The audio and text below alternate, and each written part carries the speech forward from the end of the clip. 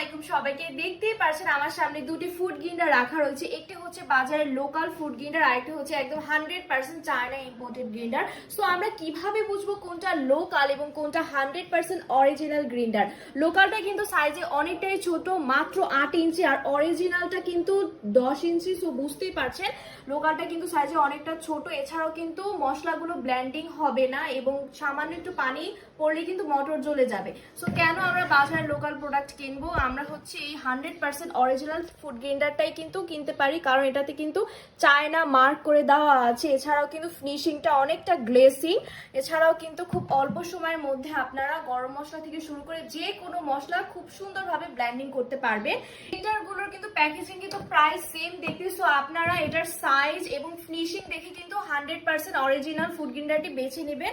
So যারা যারা order করতে চাচ্ছেন সবাই স্ক্রিনে দেওয়া নাম্বারে যোগাযোগ করুন, অথবা পেজে গিয়ে আপনার নাম, মোবাইল নাম্বার, ঠিকানা দিয়ে অর্ডারটি প্লেস করে ফেলুন। ধন্যবাদ।